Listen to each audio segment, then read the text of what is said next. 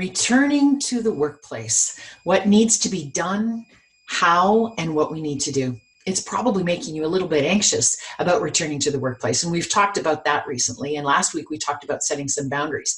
But it seems to not matter anywhere around the world. People are talking about how are we going to do this return to the workplace. So that's what this week's video is about. And I'm hoping to give you a few tips so that you know how to make a plan, when to do it, how to do it. It needs to be decided by your organization, but you certainly want to be part of that plan so that you know what to expect.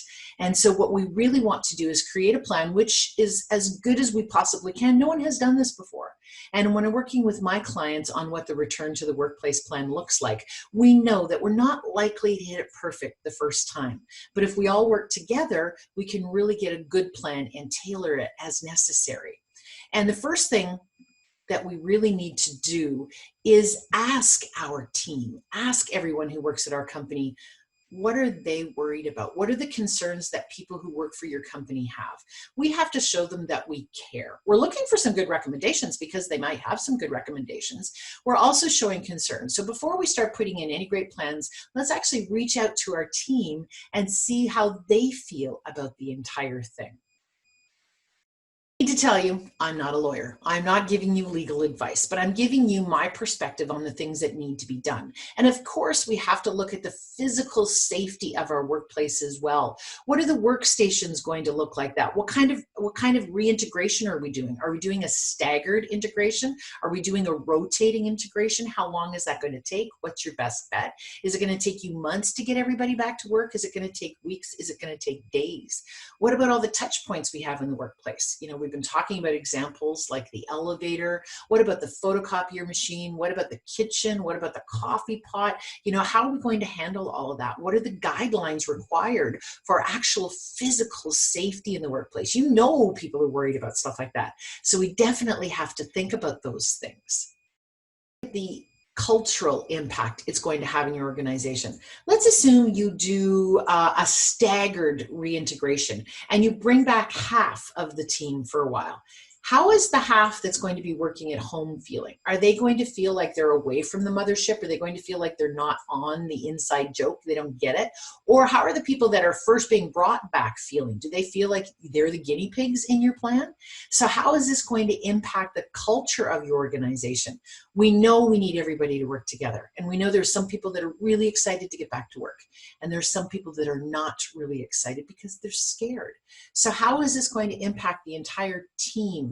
The success of the team, the communication of the team, and the culture of your organization. Now, key players are really important that we identify who's responsible for what. Who's going to be in charge of the communication? Is there going to be someone in charge of the sanitizing of the workplace? Is there going to be a watchdog to make sure people are doing that? What happens if somebody doesn't do it, refuses to wear a mask? You know, how are you going to handle all that sort of stuff?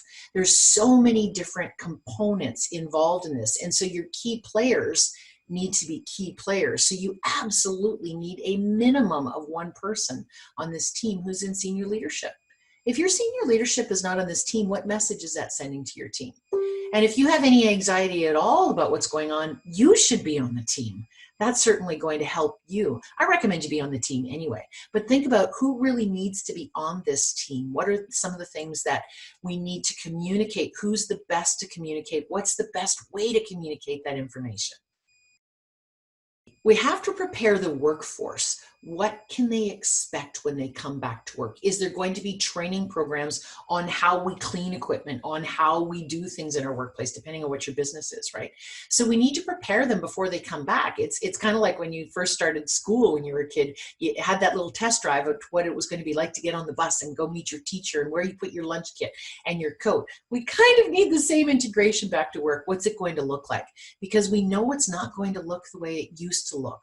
So what are we doing as an organization to prepare the workforce? Are we doing videos? Are we doing online training? Are we sending out memos? Like, how are we communicating all this information? How do they know what to expect? Preparing your workforce is a really important piece of returning to the workplace. Important piece are the responsibilities that you expect on your employees. What are your expectations? Are you expecting them to provide their own PPE? Are they okay with that? Are you expecting them to provide their own sanitizer? Are you expecting them to be the one that washes down their desk before someone else comes into the place? We need to really know what the employees expect from the employer's perspective so that we can communicate this. We know that the return to the workplace is not going to be quick and it's not going to be easy. But the more that we can think in advance as to what will be required, we can hopefully create that plan and be much more successful quickly, faster, and comfortably for everyone in the workplace. Give me a call if you need a little bit of help. Check out the article where I have a lot more detail, and keep yourself and your organization healthy. Have a great week, everyone.